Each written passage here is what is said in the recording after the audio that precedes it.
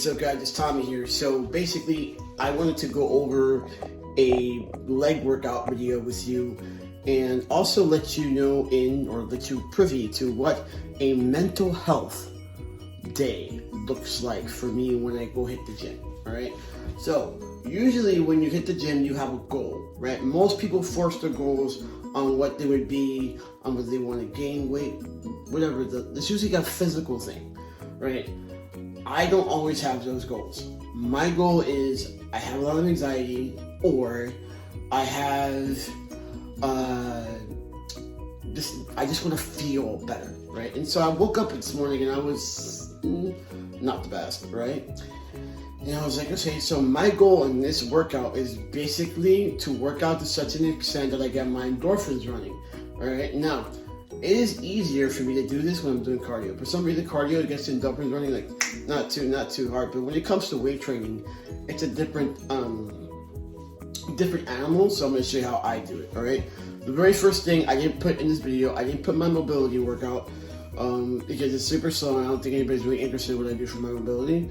But I don't do a workout, especially legs, without hitting some type of mobility movement first. So if you want to know, I'll tell you. I did some cars, I did the 90 and 90 stretch, cars from my hips, cars from my knees, ankles, such and so on. And then I went into the weight room and I warm up with single-legged movements first, single joint movements, leg extensions and leg curls back and forth. I only video the leg extensions. Then after leg extensions, my quads and my hammies are good enough to start hitting some heavy squats. Yes, I understand that in some schools of thought, people wouldn't do it that way. But those schools of thought are usually strength-based only. Powerlifters do that. I am not a powerlifter. I am a bodybuilder. And so we do a little single joint movement. I also find that because I do that, I can't go as heavy, so my joints are spared. So 135 pounds feels like 225 because my joints are spared. I also have this thing that I do right before I squat, right? So there's a lot of bracing involved. I just don't go up in the squat and squat. No, I get under the bar, and once I get under the bar, I squeeze my glutes really hard. I squeeze them as if, I tell this to my clients too, so don't get weirded out, but as if I'm going on a really hot date, right, with whoever, and I have a really hard fart that wants to come out. And then I just squeeze my butt real hard so it doesn't do that. All right, it's the same way I want you to squeeze your butt when you get ready to squat.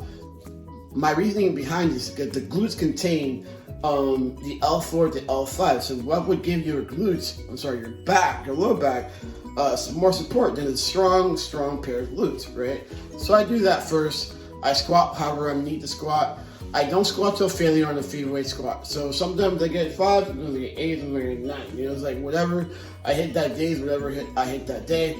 And you'll find that as you get older, you want to work out smart. I use a safety bar squat too. The cool thing about a safety bar squat is that it doesn't get your thoracic spine in a weird position, right? So with the safety bar squat, I can really bring my elbows in, right?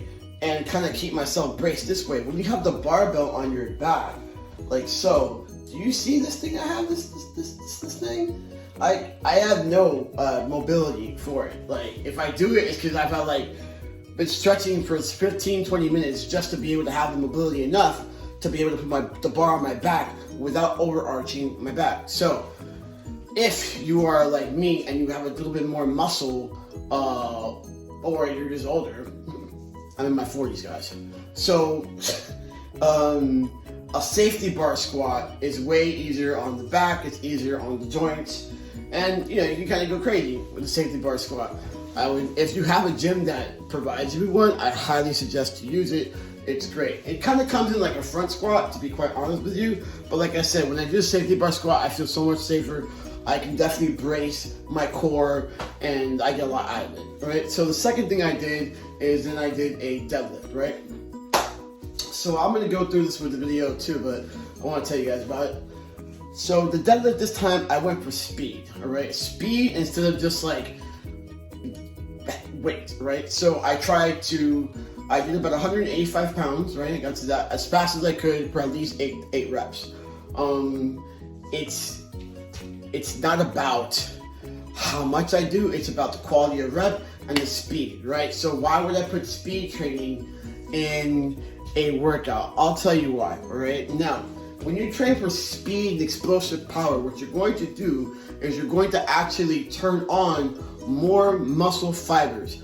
I'm giving you like the quick synopsis of it. There's more explanation to that. If you want me to go into it, drop a comment and I will. But you turn on more muscle fibers. If I have more muscle fibers turned on, that would equate to more strength, right? I'll get stronger. I won't necessarily get bigger, but I will get stronger. All right, so the next thing I did after that, and that's when things got a little interesting, all right? So I was doing some leg press, right? So leg press is not necessarily like the most functional exercise, but if you definitely want to put some meat and mass on your quads and your hammies, that's definitely something you do not skip, right? What made the leg press interesting in this workout is at the last set, I decided to do a drop set. So I worked my way up from 2 to 6 plates on each side, no big deal. And then when I got to the 6th plate, I did 8 reps, dropped. Another 8 reps, dropped. And then as I went more into the drop, I tried to do more repetitions, right? So the lighter the weight, the more repetitions, and then I had to take the plates off myself. So I kind of got a little bit of rest in between each one, all right? And so after that, my legs were shot, and I wanted to go home and eat my second breakfast. So that's basically the leg workout. But how did I feel after that workout? So I felt good. I got the endorphins going. I got a little less stress on me. You know, I just feel like it's very important to use the tools that you have been given, the gym, your body, your exercise, to really combat the effects of stress, combat the effects of anxiety, combat the effects of depression. The gym is not just a place where we go and look beautiful. It's literally the place where we go and improve ourselves, mind, body, and soul. Guys, if you like the video, you already know, hit a like, share it with your friends if you found this interesting. Have a great day. Alright, so here we go. And just for today's leg day, it's probably gonna hurt, and I just don't care.